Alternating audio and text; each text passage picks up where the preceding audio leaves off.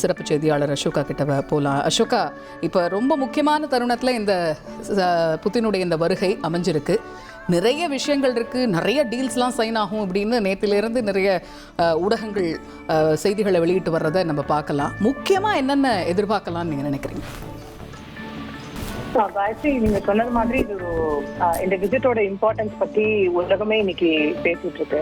இதுல அவரு யூஎஸ் போகும்போதோ மற்ற இடங்கள்ல போகும்போதோ யுக்ரைன் போர் நிக்குமா, ஜியோ பாலிடிக்ஸ் என்ன ஆகும், இது என்ன ஆகும் அப்படின்னு உலக அளவுல நிறைய விஷயங்கள் கேள்விகள் பேசப்பட்டாலும் இந்த விசிட்ல இது இந்தியாவுக்கு மட்டும் ஒரு பெனிஃபிஷியல் விசிட்டா இல்லாம புட்டினே இந்த விசிட் என்ன ஒரு நாடு கூப்பிட்டு 2 நாள் ஒரு ஈவென்ட், ஒரு பைலேட்டரல் மீட்டிங் நடத்துறாங்க, என்னை இன்வைட் பண்றாங்க, எனக்கு இவ்வளவு பெரிய வெல்கம் கொடுக்குறாங்க அப்படிங்கிறது இன்னைக்கு சர்வதேச அளவுல புட்டினுக்கு ஒரு பெரிய விஷயமா இருக்கு. அவருக்கு நம்ம உண்மையிலேயே ஒரு பெரிய மரியாதை கொடுக்குறோம் அப்படிங்கிற மாதிரி இருக்கு. மற்ற நாடுகள் எல்லாம் அவரை புறக்கணித்து கொண்டிருக்கும் போது இந்தியா அவரை பெருசா தூக்கி கொண்டாடும் போது அவருக்கு அது ஒரு பெரிய பெருமை. அந்த பெருமையை பயன்படுத்தி இந்தியா இதுல இருந்து நம்ம என்னென்ன பெற்றுக்கொள்ள முடியும் அப்படிங்கறதுலதான் நம்மளுடைய கவனம் முழுக்க இருக்க போறது. எண்ட் ஆஃப் த டே இதெல்லாம் ரியல் பாலிடிக்ஸ். நமக்கு புட்டின் மேல அப்படியே அன்பு பாசம் அபரிமிதமா இருக்கிறதுனால அவரை கூப்பிட்டு அவருக்கு இவ்வளவு பெரிய வெல்கம் கொடுக்குறோமா என்ன? அப்படி கிடையாது.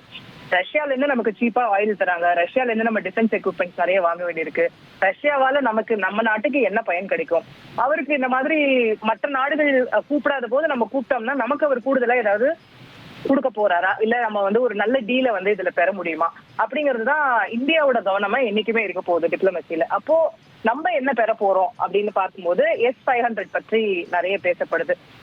ரஷ்யாவோட தொடர்ந்து பல காலமா, அதாவது சோவியத் யூனியன் காலத்துல இருந்து நமக்கும் ரஷ்யாவுக்கும் இருக்கக்கூடிய அந்த டிஃபென்ஸ் ராணுவ ரீதியான புரிந்துணர்வு ஒப்பந்தங்கள், அதனுடைய அவங்க கிட்ட இருந்து நம்ம ராணுவ தளவாடங்கள் வாங்குறதா இருக்கட்டும், டெக்னாலஜி டிரான்ஸ்பர் போன்ற விஷயங்களா இருக்கட்டும், ஒரு நெருக்கடி காலகட்டத்துல அவங்க நமக்கு உதவுறதா இருக்கட்டும், அந்த மாதிரி விஷயங்கள்ல நமக்கும் சோவியத் யூனியன் காலத்துல இருந்து நமக்கும் அவங்களுக்கும் ஒரு நல்ல உறவு தொடர்ந்து இருந்துட்டு இருக்கு. அதனோட தொடர்ச்சியா இப்போ S-500 அப்படிங்கிற அடுத்த கட்ட ராணுவ தளவாடங்களுக்கான விஷயங்களை நம்ம அவங்க கிட்ட இருந்து பெறலாம். அத இந்தியாவும் ரஷ்யாவும் இணைந்து தயாரிக்கலாம் அப்படிங்கிற விஷயம் கூட இப்ப பேசப்படுது. ஏன் S-500 முக்கியம் அப்படின்னா, S-400 இதற்கு முன்னாடி வெர்ஷன் நம்ம ஐபோன் 12, 13 வர மாதிரி இந்த S-500க்கு முன்னாடி இருந்த S-400 தான் நம்ம சமீபத்துல நடத்திய ஆபரேஷன் சிந்தூர்ல நமக்கு பெரிதும் கை கொடுத்த ஒரு மிசைல் சிஸ்டம் அப்படிங்கறத நம்ம பார்க்கிறோம். சோ அது இருந்ததுனாலதான் நம்ம இங்க உட்கார்ந்துட்டே நம்மளால பாகிஸ்தான்ல இருக்கிற பல டார்கெட்ஸ் அழிக்க முடிஞ்சது, எதிர்த்தாக்குதல்களை வலிமையா எதிர்கொள்ள முடிச்சது. குறுக்கிடதற்கு மன்னிக்கும். இப்போ நாம பார்த்துட்டு இருக்கக்கூடிய காட்சிகள் ராஜ்காட்ல மகாத்மா காந்தி நினைவிடத்துல மரியாதை செலுத்திய பிறகு அங்க இருக்கக்கூடிய நோட்புக்ல தன்னுடைய வருகையை பதிவு செஞ்சு கையெழுத்திட்டு இருக்கிறார் ரஷ்ய அதிபர் விளாடிமிர் புட்டின். தொடர்ந்து இங்கிருந்து ஹைதராபாத் ஹவுஸை நோக்கி அவரது பயணமானது தொடங்க இருக்கிறது. ராஜ்காட்டில் அவருடைய இந்த பயணம், இந்த நிரலானது முடிந்து தற்பொழுது ஹைதராபாத் ஹவுஸை நோக்கி தனது பயணத்தை தொடங்கி இருக்கிறார் அதிபர் Putin. The real business is going to start அப்படின்னு தான் நம்ம சொல்லணும். அசோகா, நீங்க தொடரலாம். இப்ப அவர் அந்த புக்ல என்ன எழுதினாரு அப்படிங்கறதுதான் உலகமே கேட்டுக்கொண்டிருக்கக்கூடிய கேள்வி. இன்னும் கொஞ்ச நேரத்துல அது நமக்கு தெரிய வரும்னு நினைக்கிறேன். நம்மளுடைய சக ஜேர்னலிஸ்ட் அங்க இருக்கக்கூடிய கலீக்ஸ் தான் விட்டுற மாட்டாங்க. அதை கண்டிப்பா ஜூம் பண்ணி அங்க அவர் என்ன எழுதினாரு அப்படிங்கறது இன்னும் கொஞ்ச நேரத்துல நம்ம காட்டுவாங்க. ஏற்கனவே பார்த்திபன் சொல்லிட்டு இருந்த மாதிரி இன்றைக்கு வரைக்கும், இந்த நொடி வரைக்கும் உக்ரைனுக்கு எதிரான ஒரு பெரிய போரை தலைமையேற்று நகர்த்தி கொண்டிருக்கக்கூடிய ரஷ்ய அதிபர் புட்டின் மகாத்மா காந்தி நினைவிடத்திற்கு மரியாதை செலுத்துவது அப்படிங்கறதுடைய முரண்பாடுகள் உலகம் முழுக்க இன்னைக்கு பேசப்பட்டு வருது. அவர் அந்த புத்தகத்துல என்ன எழுதோ நான் சொன்ன மாதிரியே எடுத்து காமிச்சிட்டாங்க. அவர் ரஷ்யன்ல எழுதியிருக்கிறாருன்னு நினைக்கிறேன். நம்மளால புரிந்து கொள்ள முடியல அவருடைய கையெழுத்தோட. அங்க இந்த விவரம் தெரிந்தவர்கள் இன்னும் கொஞ்ச நேரத்துல இதை டிரான்ஸ்லேட் பண்ணியும் சொல்லிடுவாங்க. நமக்கு கவலை இல்லை, இன்னும் கொஞ்ச நேரத்துல தெரிஞ்சிடும். But very very interesting development. அவர் மகாத்மா காந்தி அவர்களுடைய நினைவகத்துல மரியாதை செலுத்துவதும், அங்க இருக்கக்கூடிய பதிவேட்டுல அவர் எழுதுவதும், அந்த மெசேஜ்ல என்ன எழுதியிருக்காரு அப்படிங்கிறது ரொம்ப ஒரு கியூரியஸா இருக்கு தெரிந்து கொள்வதற்கு. அவர் மகாத்மா காந்தி பற்றியும், மகாத்மா காந்தியினுடைய அகிம்சை அப்படிங்கிற கொள்கைகள் பற்றியும் அவர் என்ன நினைக்கிறாரு, இல்ல இந்த தருணத்துல அவர் என்ன சொல்லியிருக்காருன்றது வெரி கியூரியஸ் டு நோ. கண்டிப்பா அது நமக்கு இன்னும் கொஞ்ச நேரத்துல தெரிய வந்துடும்.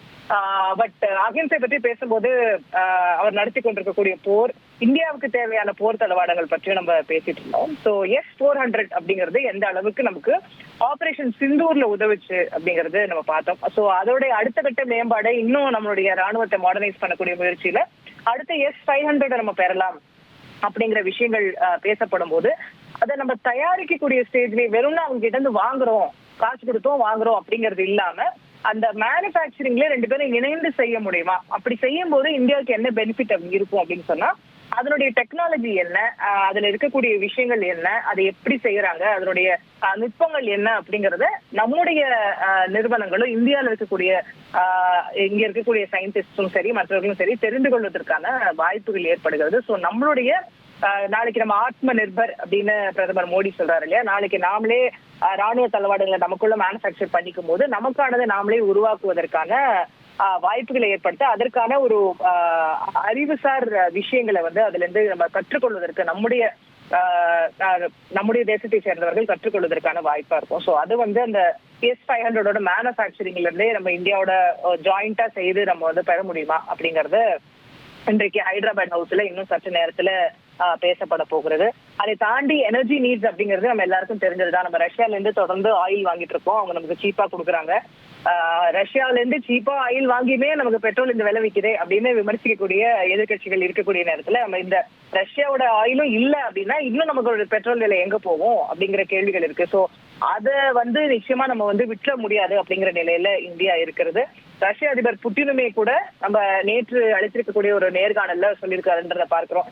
ஏன் மேற்கத்திய நாடுகள்லாம் ரஷ்யால இருந்து ஆயில் வாங்குறாங்க, அமெரிக்காவை கூட வாங்கி இருக்கிறாங்க. அப்போ இந்தியா வாங்குறதுல என்ன தப்பு, இந்தியா வாங்குறதுல என்ன குறைச்சல், ஏன் அந்த உரிமை இந்தியாவுக்கு கிடையாதா அப்படின்னு சொல்லி அவர் வந்து கடுமையா இந்தியாவுக்கும் பிரதமர் நரேந்திர மோடி அவர்களுக்கும் சப்போர்ட் பண்ணி நமக்காக ஒரு பேட்டிங் ஆடுறாரு அப்படிங்கறத நம்ம பார்க்க முடியுது. ஸோ ஏன்னா அப்கோர்ஸ் நம்மளும் அவருக்கு பிசினஸ் கொடுக்குறோம், அதனால அவரும் அவரையே அதை வந்து வேண்டாம்னு சொல்ல போறாரு. ஸோ இந்தியாவை நீங்க வந்து 70 ஆண்டுகளுக்கு முன்னாடி இந்தியாவை டீல் பண்ண மாதிரி இன்னைக்கு டீல் பண்ண முடியாது, இந்தியா இன்னைக்கு எவ்வளவு பெரிய ஃபோர்ஸா இருக்கு அப்படிங்கறத விளாடிமிர் புட்டின் அவர்கள் அந்த நேர்காணல்ல பதிவு செய்கிறார். ஸோ எனர்ஜி நீட்ஸ் இருக்கு.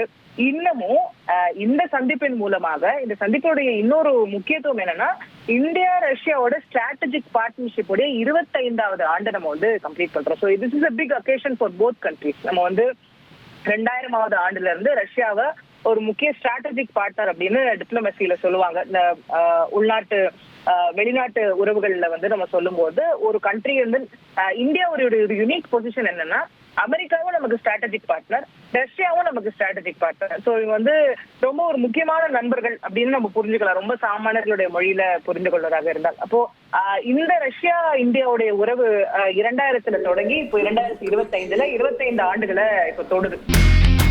இனி செல்லும் இடமெல்லாம் செய்தி. தந்தி டிவியின் வாட்ஸ்அப் சேனலை ஃபாலோ பண்ணினா செல்ல இருக்கும் இடமெல்லாம் செய்தி. இதோ QR கோட், இப்பவே ஸ்கேன் பண்ணுங்க, ஃபாலோ பண்ணுங்க.